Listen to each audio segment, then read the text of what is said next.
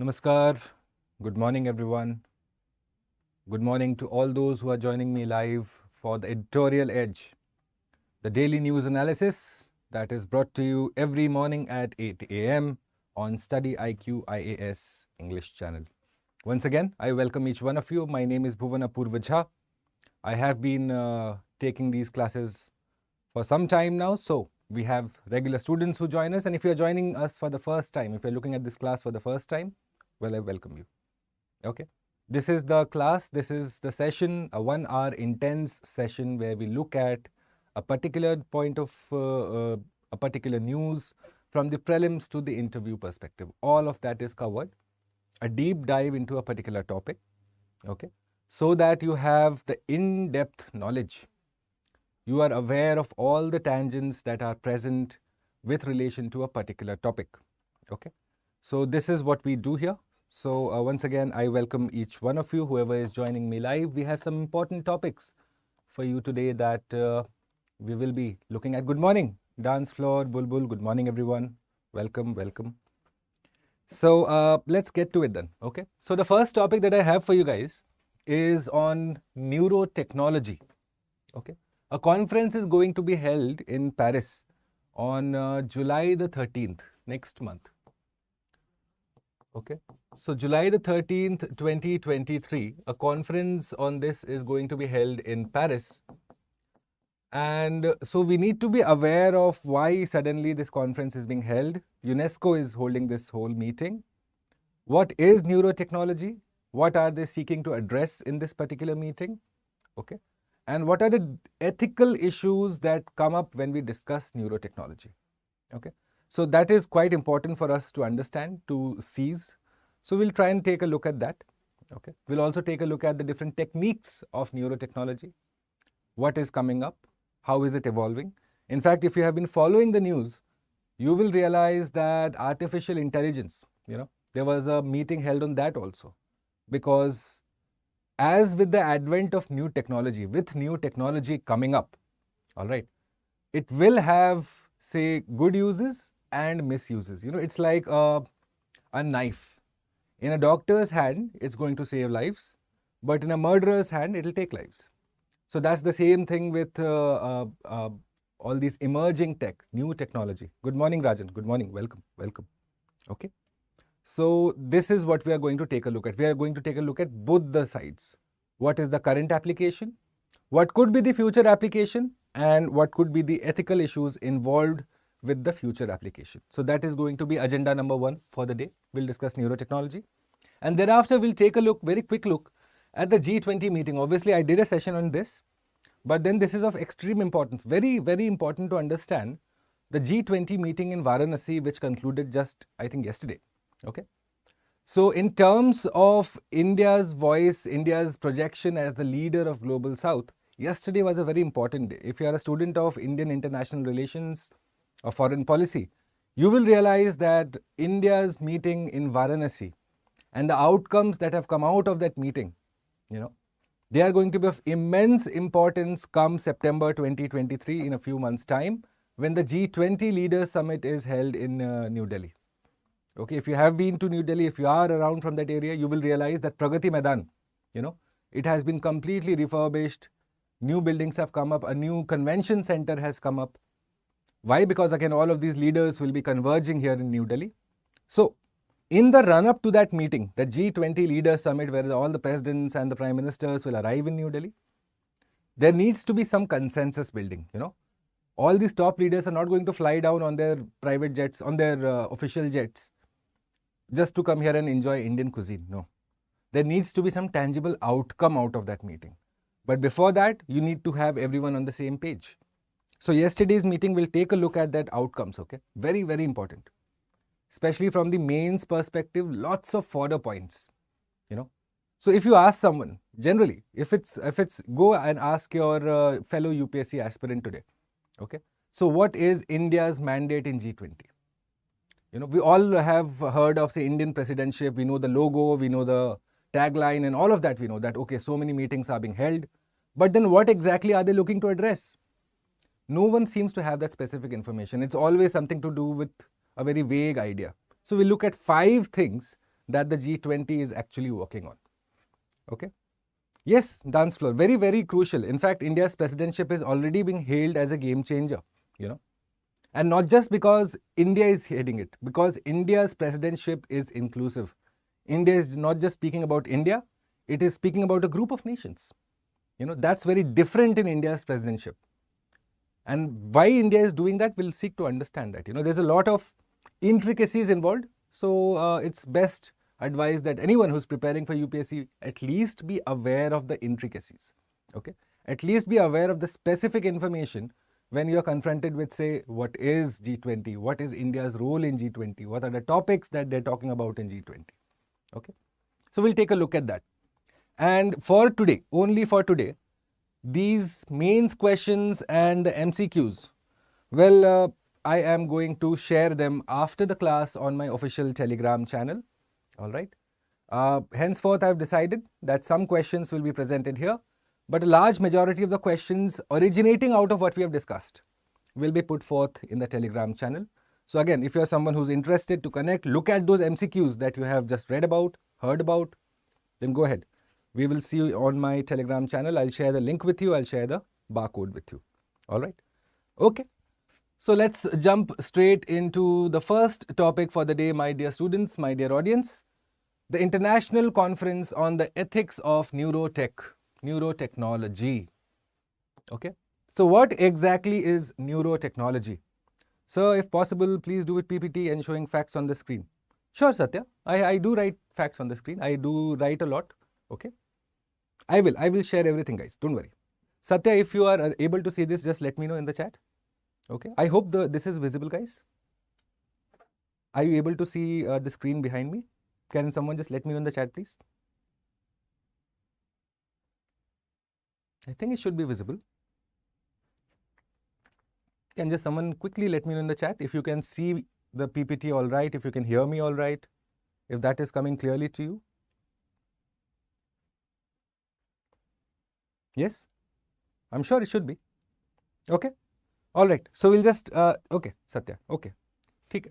So anyways, those who are interested, all the PPT shared in the Telegram channel, guys. Okay. Jai Hind. Adyant, how are you? Welcome. Welcome. Okay. So we'll take a look at neurotech now. So let's understand this first. UNESCO is looking to organize, firstly, it's not going to be organized. UNESCO will organize an international conference in Paris, France, and there they will be addressing the ethical implications of neurotechnology devices which collect brainwave data, guys. Straight away understand, neurotech is to do with what? Okay. What essentially you are looking at when you are discussing neurotech is three things. Okay. Number one is monitoring, collection plus monitoring plus use of what now? You have to understand. Essentially our sensory organs, when you look at our nervous system. So all the nervous system is essentially controlled by the brain. So technology now is looking to build that gap between brain and a device so that it can have some use for humanity, for mankind. Okay, so we'll go into it now. So what is this conference looking to do? It is aiming to establish a global ethical framework, a set of rules that will be universally applicable. Harsh, welcome. Jai Shri Ram, guys. Welcome, welcome, everyone. Okay. So a global ethical framework, okay, it's a set of rules basically. They're looking to have a set of rules to ensure individual freedom of thought, privacy and protection of human rights. Okay. With growing use of neurotech, concerns have been raised regarding personal identity and privacy. So clearly it is not to do with a tech problem, guys. Essentially, it is not a technology problem that you're looking at when you talk about neurotechnology. Because you are essentially looking at what? Tech plus humans. Okay. Since the technology is being developed for humans, humans are the ones who have brains, no? At least in this conversation. Okay. So that intermixing of the two ideas. One is technology and one is the society.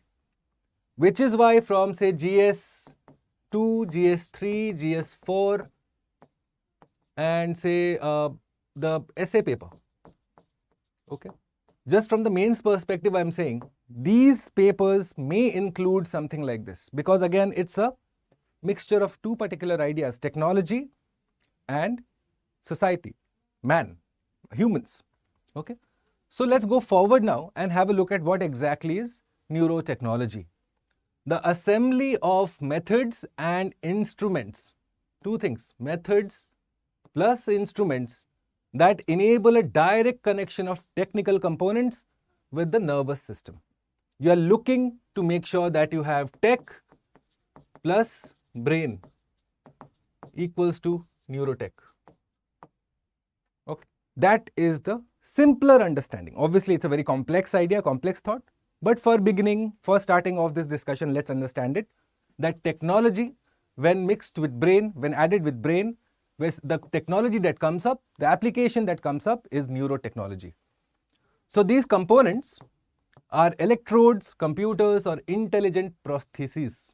Prosthesis is prosthetic, okay, something that you add, so that you can overcome a disability, okay. So this is the concept that you're looking at, that you are going to mix technology with the central nervous system to develop applications which will help, say, overcome disability or have, say, medical implications, all of that. Okay. So all technology is created to comprehend the brain, visualize its functioning, manage, restore, or enhance them in the field of neurotechnology. That's it. You are looking to study the brain, develop applications, instruments that will be useful for the humans.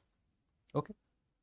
So what is exactly neurotechnology then? Dedicated to understanding the brain, creating technologies that interact with it. This is the simplest definition, guys. If you want, take a note of this, because this you will remember. Okay. That you're looking to mix technology and brain and then make sure that you develop applications. Okay. So what are the applications? The health problems that you're looking at. Okay. Modifying people's brains, generation of data on our identity, on our feelings. Nowadays, you must have heard, no, that some particular applications are being developed wherein it will translate onto the paper or onto the machine what you are thinking. How is that going to happen? Neurotechnology. You are essentially going to study the brain waves and then probably understand the pattern and then develop applications for humankind, for mankind.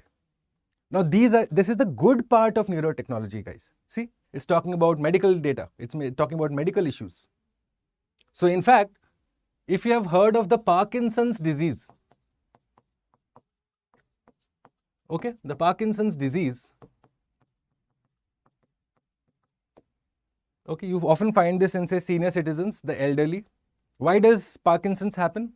What is being produced in lesser quantity in the brain for a person to have, say, Parkinson's? Can someone tell me in the chat?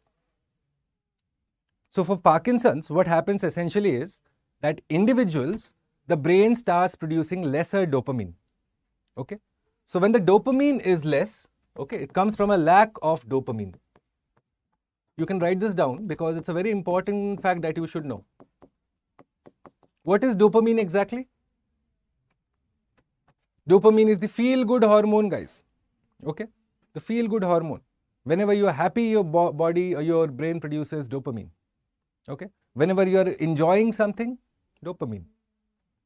Okay, Parkinson's disease. It's a very common disease. Okay, especially for senior citizens.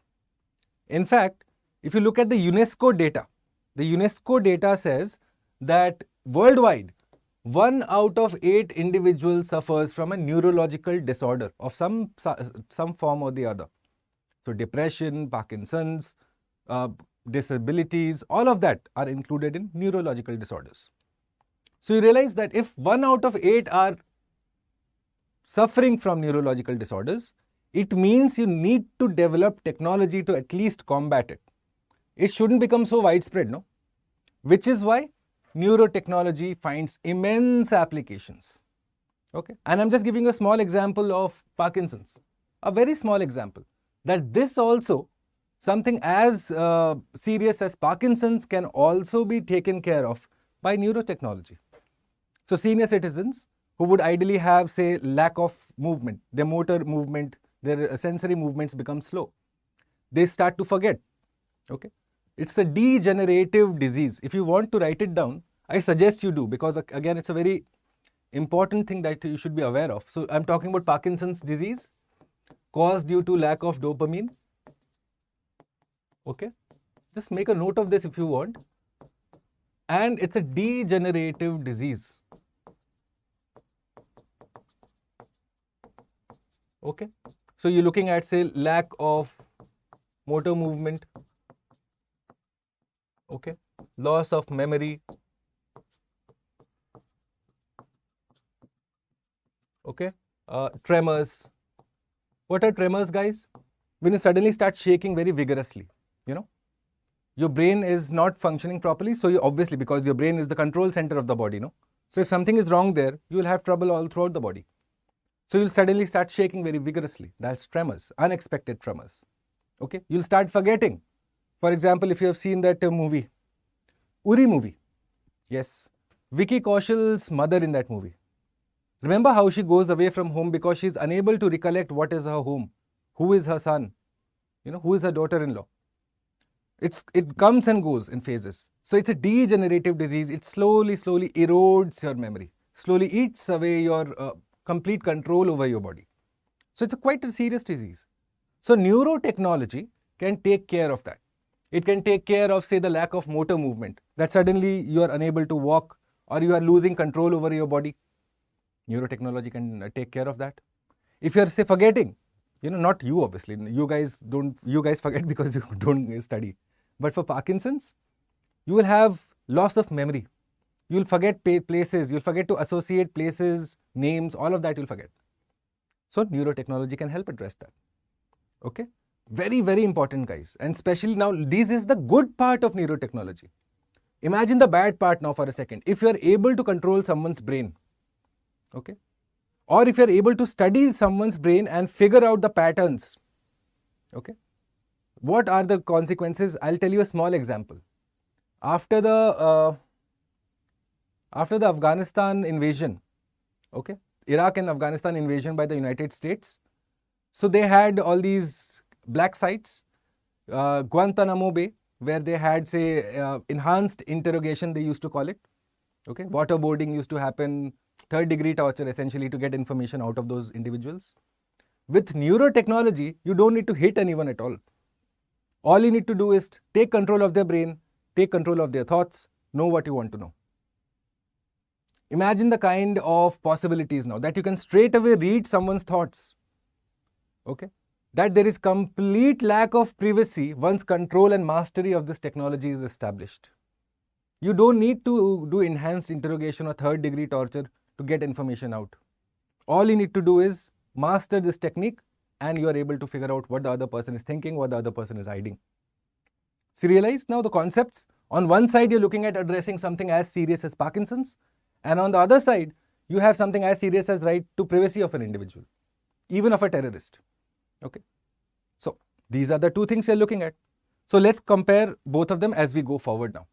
Okay, all right, going forward.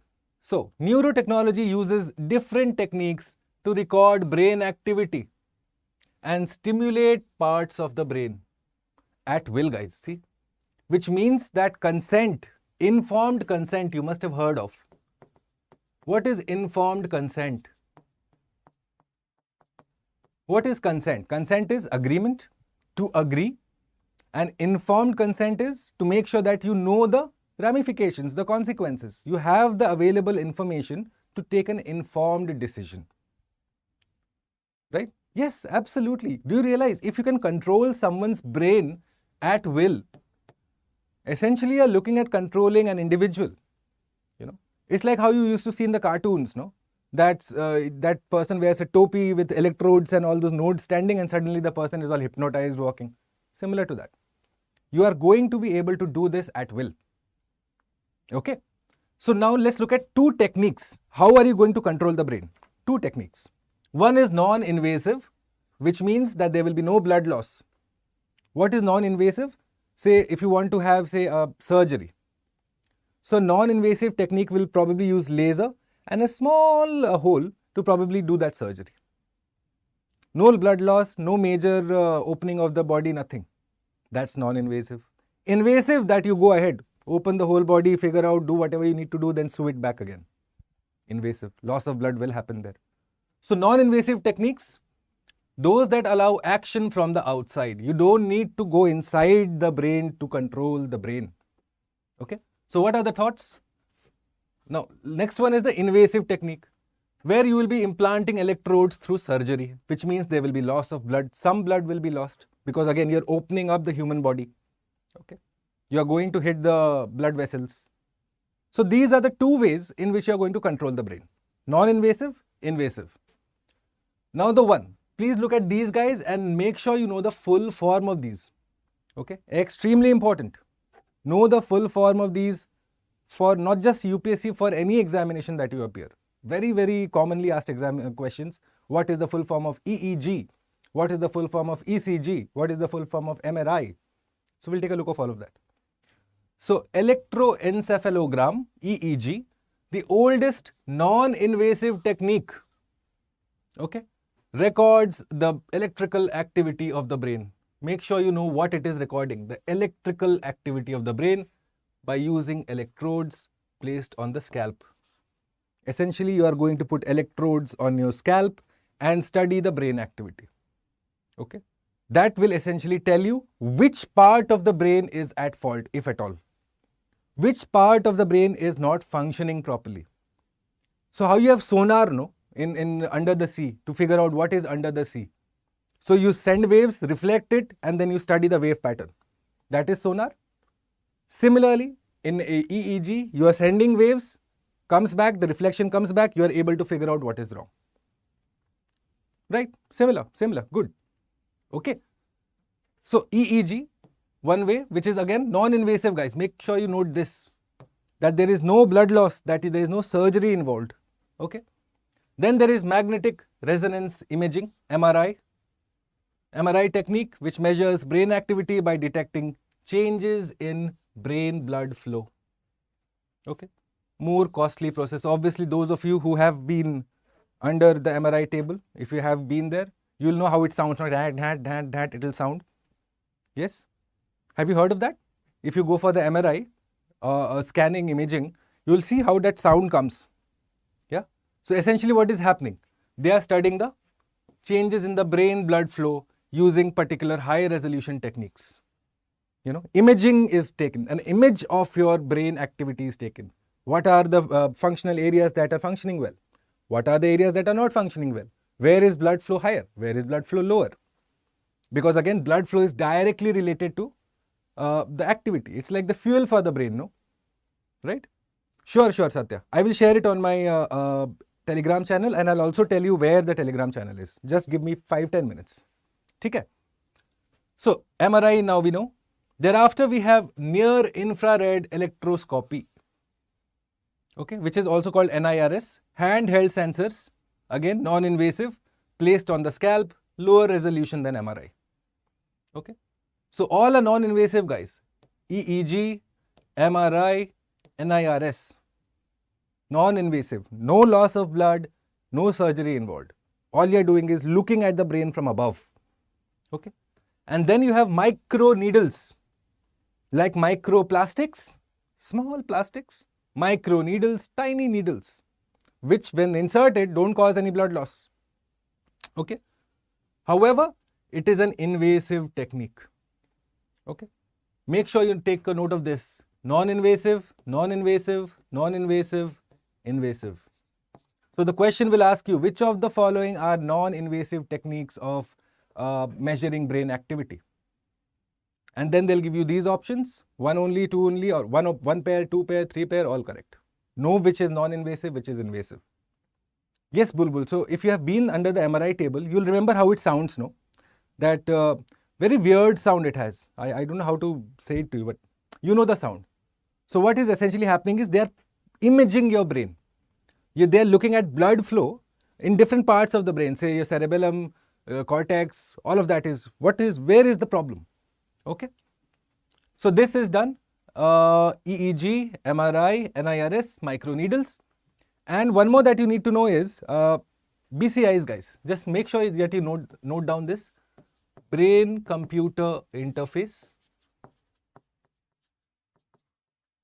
Okay, make sure you note this down because it's not a part of the slide. I will include it before I share in the group today. Okay. So what this does is that establishes a communication network. Okay, communication network between brain and a device. See, brain computer interface, both are facing each other. They are joined by a common bridge.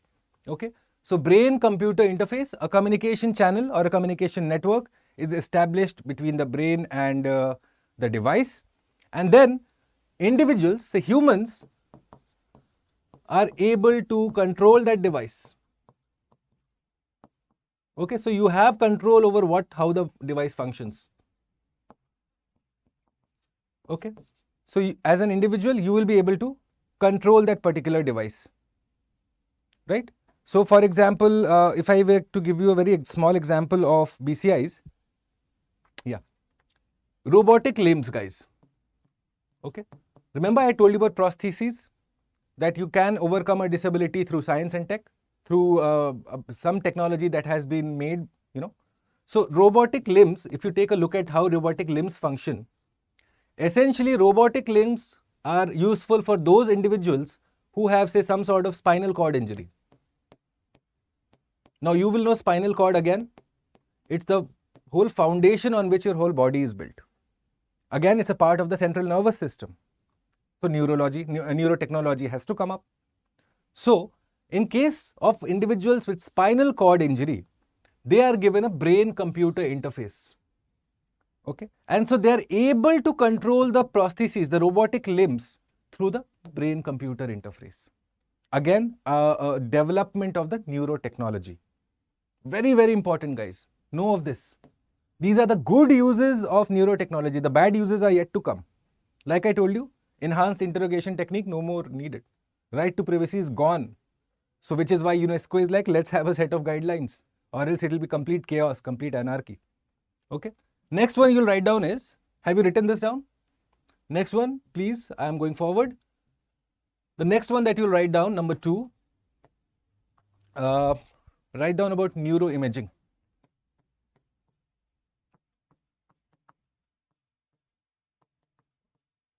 Okay, write down about neuroimaging. I'll just have some water.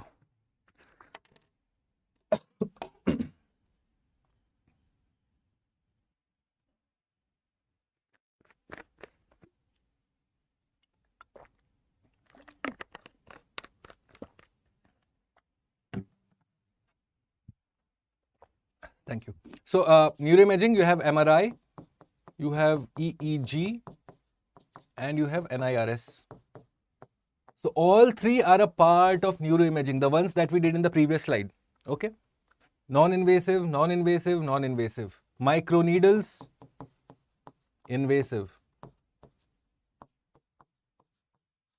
Okay, these are all non-invasive. Make sure you know these guys from the prelims perspective, extremely important. What is an invasive technique? What is a non-invasive technique? What is the full form of EEG, of MRI, of NIRS? Okay. How can a brain-computer interface work? What does it do? Know all of that. Simple, basic facts you need to know. Okay. All right.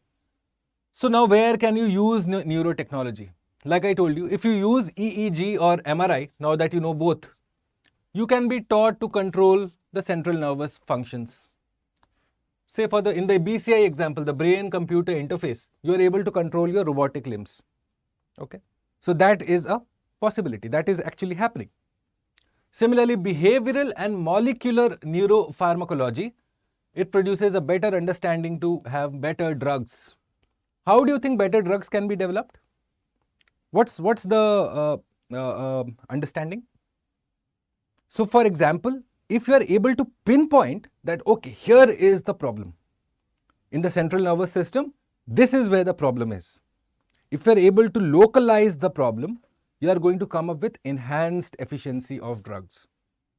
Nowadays, what happens? Say, for example, if you feel unwell, The most common medicine that people will have is they'll pop a dolo. Okay. That's again a common medicine. There's no pinpointing where the problem is. It could be that you have a headache, it could be that your stomach is bad, or you are just fatigued, whatever. But the first instinct is pop a dolo. Again, no point. If you exactly knew where the problem was, you will have a specific medicine of the required dosage. So you must have heard of this, no? This resistance to antibiotics, yeah? The microbial resistance that we talk about. If you keep having antibiotics, eventually the ones that you're trying to combat, they'll learn, they'll understand, they'll develop resistance. You will be at fault. So this is the problem. This is the better point here, that you will have better drugs.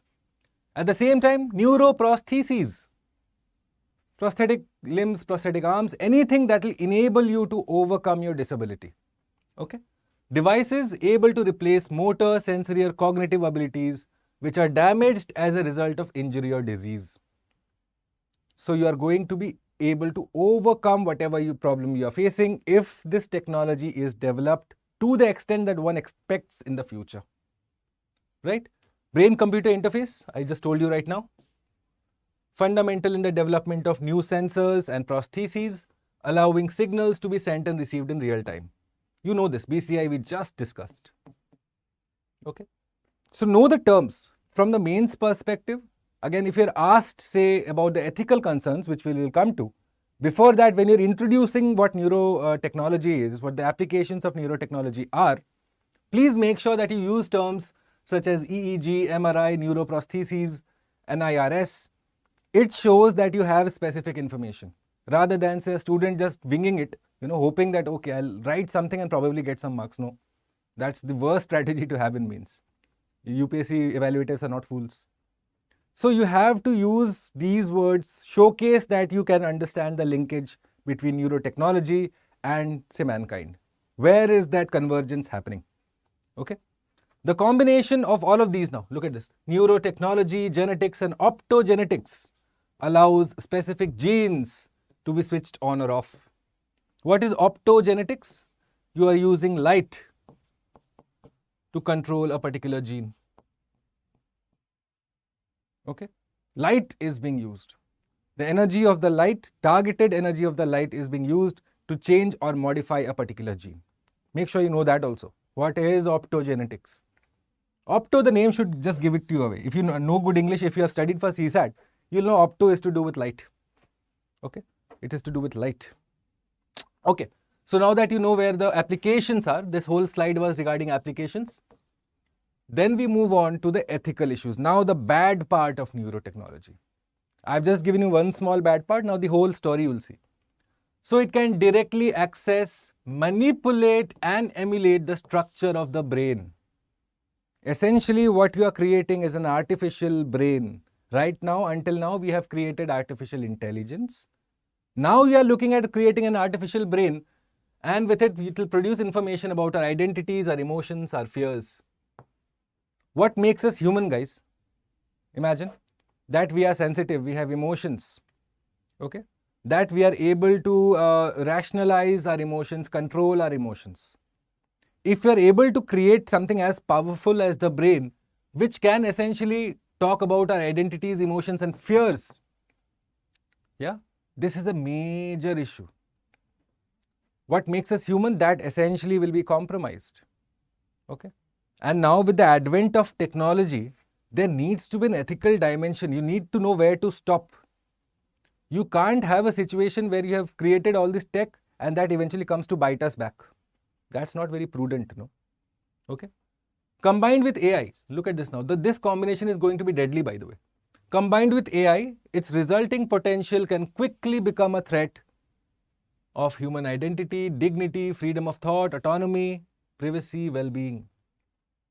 What you're essentially creating is another entity altogether that has a functioning brain, that is able to manipulate and think the way we do, and it is intelligent. It has artificial intelligence with it. It is going to change its behavior in real time. You realize the consequences of this now? On paper, it looks very simple, but the applications of this are immense. Imagine if you're sitting in a world meeting, yeah? BRICS summit is happening. or United Nations voting is going on. And with this, if you are able to figure out which way the other party is going to vote and influence their vote, think what are the ramifications? Where are we headed then? That autonomy of thought will be compromised. That if you can manipulate my brain to say something on air, which I don't want to, then my whole point is gone, no? Yeah. Suppose if I suddenly, you manipulate me and I start speaking about, say, football, or that, oh, I plan to have, say, dal for lunch today. You'll be like, what? So that's it. It's going to compromise dignity, autonomy. The whole flow of information as we know it can be compromised. Okay. Neurotech and artificial intelligence have become increasingly intertwined. So the challenges are many. Ethical and human rights implications. Okay. Worldwide lack of solid governance. This is the problem also. Even though the technology has developed, there is no way to regulate that technology. And you must have understood by now, if you've started this whole UPSC preparation in sincerity, one thing you'll realize is that the government, or say any authority, body, it always wants participation in whatever new field comes up. It always wants to control it. Okay. So you look at, say, gaming in India. Eventually, when it first started, when you had, say, all these new games come up, PUBG and all of that, there was literally no control, nothing at all. For good 1 year, people were playing 14 hours, 16 hours, kids were jumping off the roof, spending their parents' money, 5 lakh rupees, all of that was happening. Suddenly, in 1 year, the government woke up, said, you know what, these are the rules, the IT rules, that will apply to you. And so, the government control of that sector happens. Similarly, for neurotech also, right now we are in that one year phase where people are playing for 14 hours a day. So right now, immense research is happening. We know the possibilities of what the research can hold, which is why now is a good time to come up with a set of rules before things go out of hand. Okay? Which is why the meeting in Paris, which is being held by UNESCO, okay, in July, is of extreme importance, guys. In fact, once the meeting is done, once we know the outcome document of the meeting, I will make sure that we discuss that in detail in this very daily news analysis, the editorial edge. All right. Okay. One more thing that we again need to look at is neurotechnology's relationship with these two things, guys. Like I told you, one is to do with the privacy. The whole autonomy of an individual is compromised. Autonomy of thought, of actions. Okay. That I can manipulate your thought, your actions, which means I can manipulate you, which means I'm going to hit at the very heart of the individual's dignity, autonomy. What makes you human? That you can think for yourself. But if Bhuvan can think for you and change your thoughts, then your autonomy is completely compromised. And at the same time, one also thinks, and possibly this is a very valid argument, that the positive benefits of this, the positive applications of neurotechnology will be unfairly available to the privileged class once again. You can't find neurotech or say the sensory motors or the BCI interface being freely available to a poor country, an LDC country. Okay. So you are looking at, again, a widening social gap which will come because of neurotechnology, because again there is a lack of guideline or rules. Access is a major problem. Whenever new tech comes up, access is a problem. Development is not a problem. For new technology, development, funding, all of that is available aplenty. But access of that technology to, say, the last person in the queue, making sure that the person has just the way to access that particular technology, that's not available at most of the times. Especially when you take a look at the developing countries, the global south, say, Africa. Yeah. You will never find, or probably you will find only these NGOs from the Western world come and say, give 20 prosthetic limbs. That doesn't do any good to them. What you need is that they should have equal access to all technology as the Western world or developing nations or developed countries have. Okay? Which is why one thinks that widening social gap because of neurotechnology and its applications is a fair assumption to make. Okay? This is also going to happen in the future, which is why a meeting is absolutely important. So that brings to the conclusion of the first topic, neurotechnology, emerging technology, very important again from GS 234 and essay paper. Okay. Again, ethics paper also. You see the ethical dilemma here. So many ethical dilemma. Which one? It's like a knife again. If the doctor has it, good. If the murderer has it, all the best. Okay. So if you are again, I will share the PDF of this particular lecture by noon today. But if you wanting to come and join me in my official Telegram channel, well, here is it. I have not a lot of members. We have just started a Telegram channel, but I hope to see many of you there. We intend on doing a lot of work, especially in the run-up to mains and then to prelims. So may I request all those of you right now who are watching me, firstly, please like the stream. It's the small benefits, the small happiness that an educator here gets. So please like the stream. If you really have some observation or comment, please feel free. There's absolute freedom to write whatever you want in the chat box. And at the same time, if you're liking the analysis, scan this barcode and join me in my official Telegram channel, which I promise will be of most use to you in the days ahead.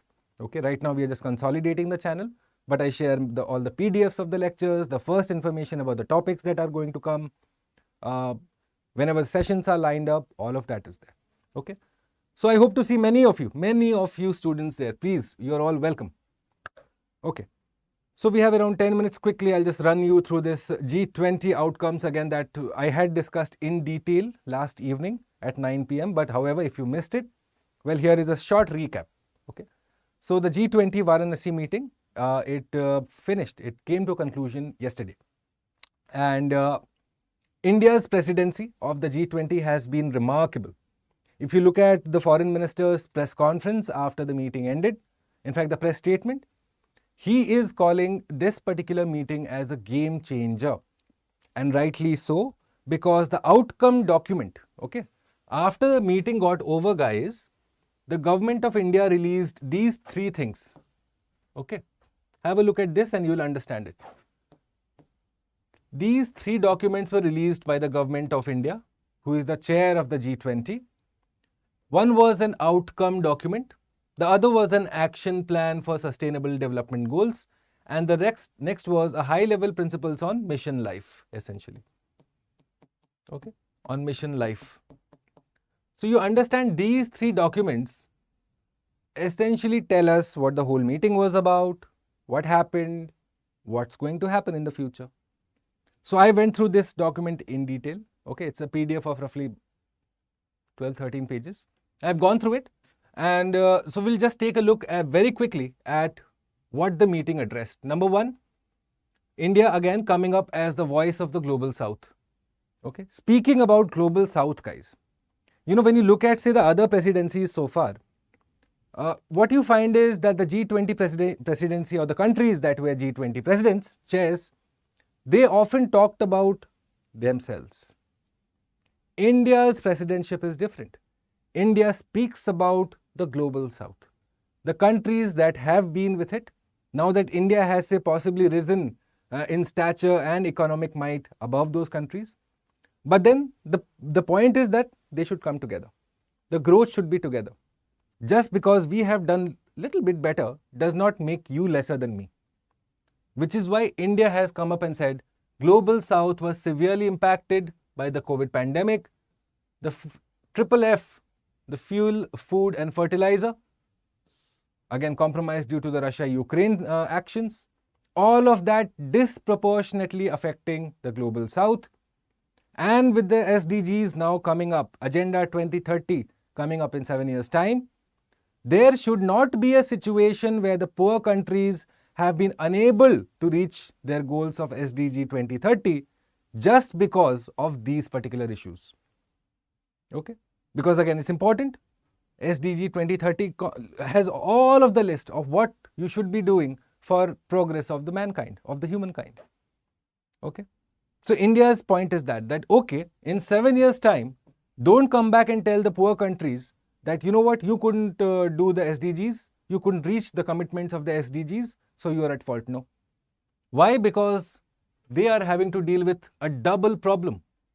After COVID-19 pandemic, there has been an economic slowdown, supply chains have constricted.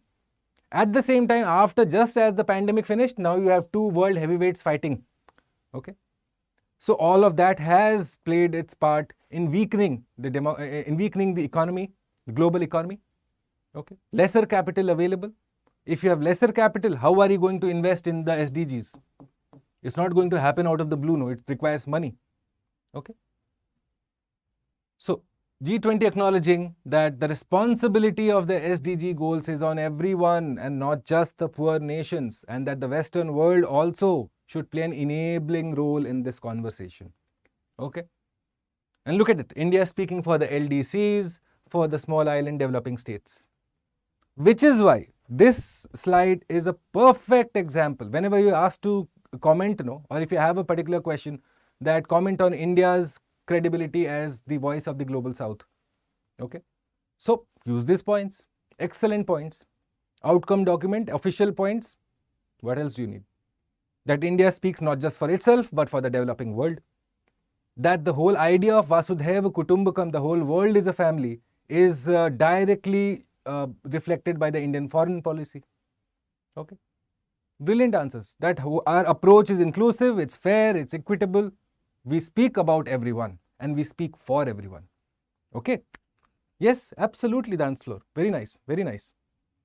Okay. Next, you're looking at this. See, how should be the efforts be? Comprehensive, inclusive, fair, sustainable. Right?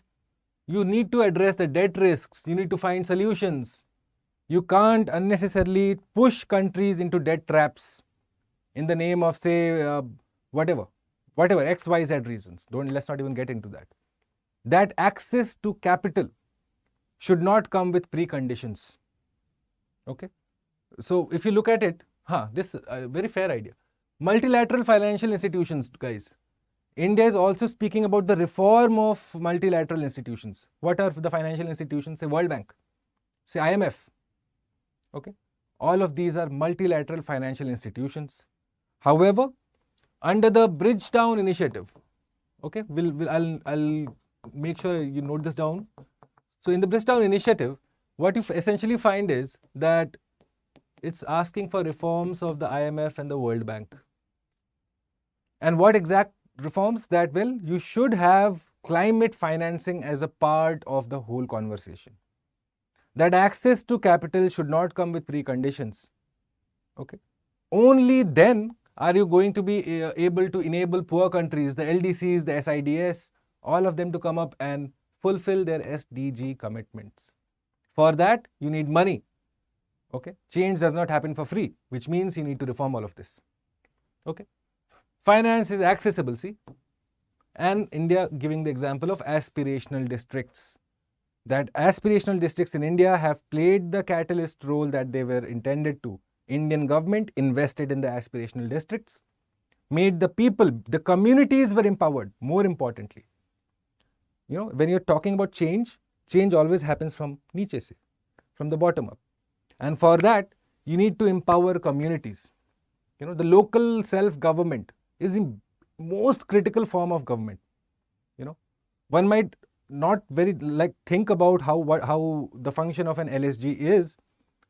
One might often think, it's all the parliament that is doing it. Yeah, they do their job. But if you look at how local self-government is important in bringing about change in a particular community, their role, their whole process is extremely important. And so India did that. Aspirational districts, you went ahead to those districts that were lagging behind, invested capital, capacity building was done, training was provided, access to opportunities was provided.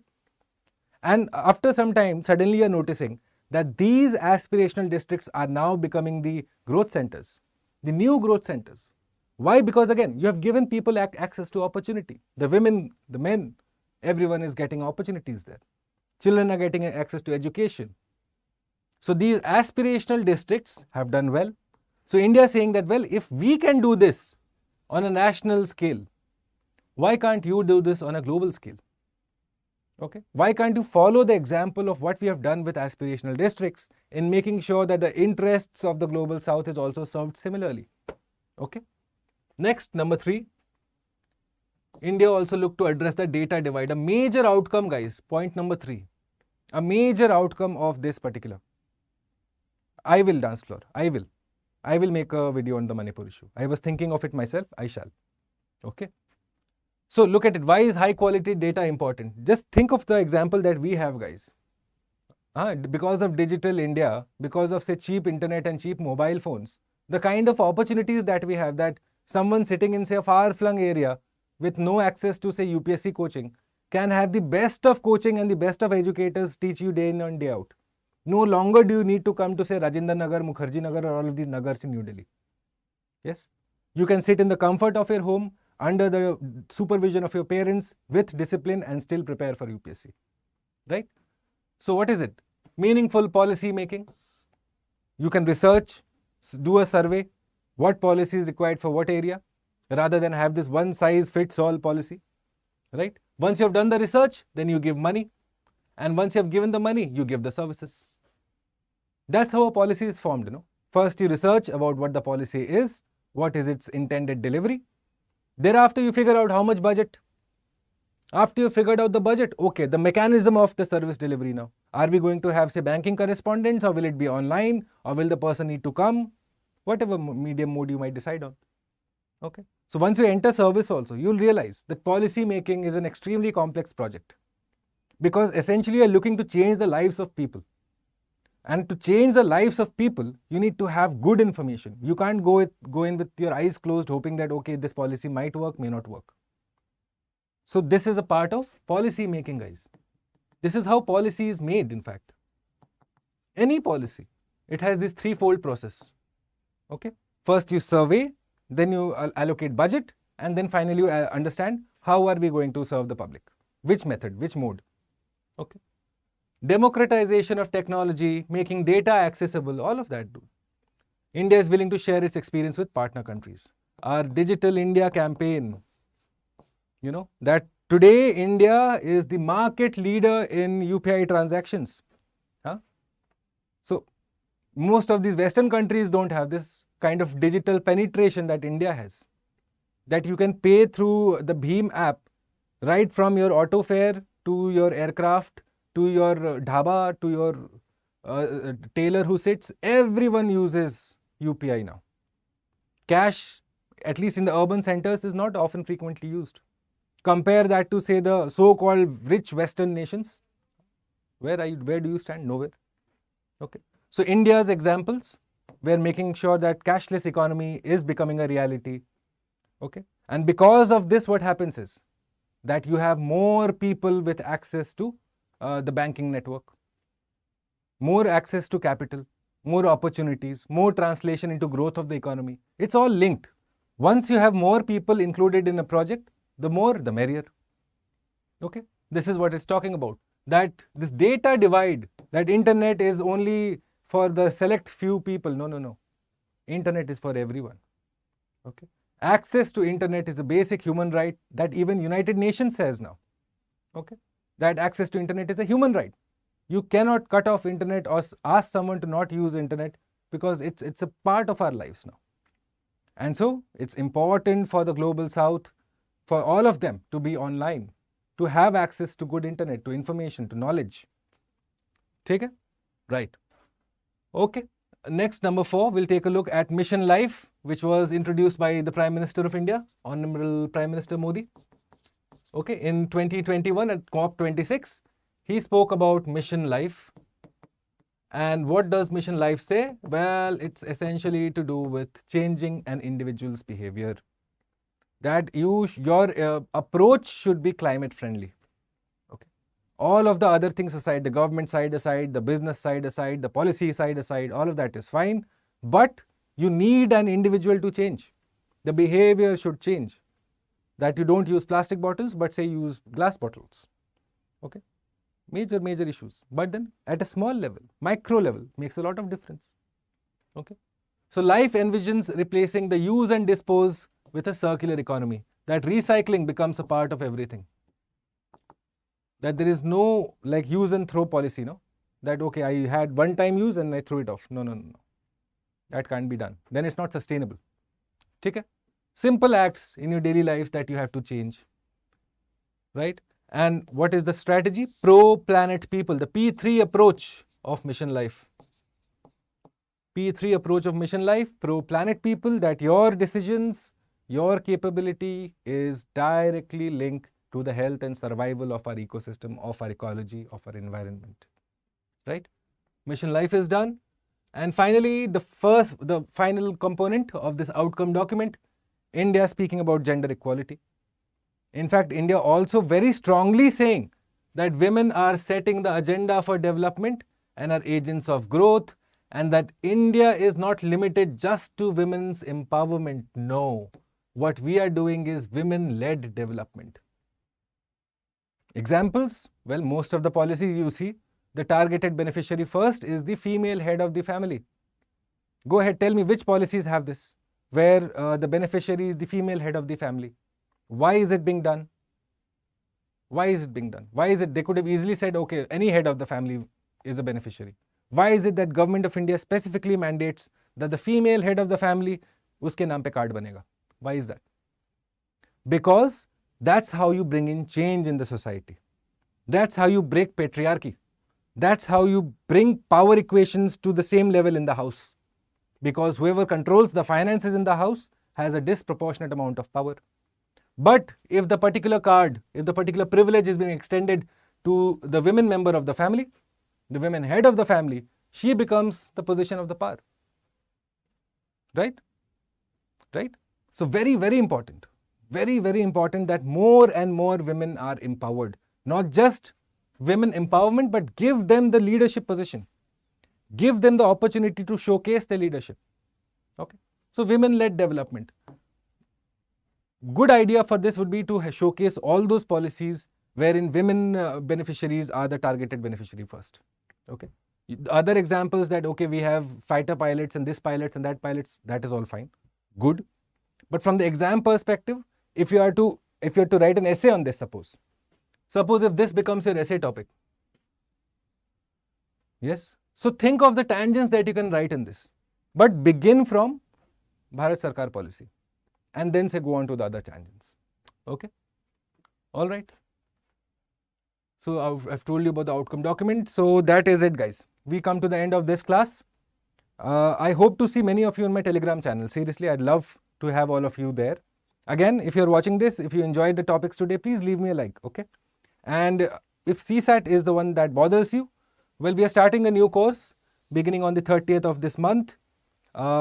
Extremely well-designed course. I've gone through the course material, the course outlook, how is it going to be delivered.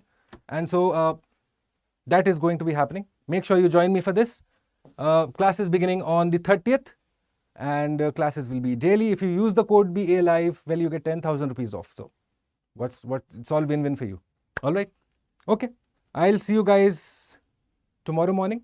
I don't have a channel, Dance Floor. I just started my Telegram channel, in fact. So here is the Telegram channel for those of you who would be interested to joining me. Just scan this. Okay, this is the ID, Bhuvan StudyIQ. Join me for this and I will see many of you there. The PDF of this plus the questions of today's lecture will be uploaded on my Telegram channel by noon. All right. On that note, I'll see you guys tomorrow morning at 8 AM. Please join me as we will discuss another set of very important topics right from the prelims to the mains. Okay? Have a good day, everyone. See you.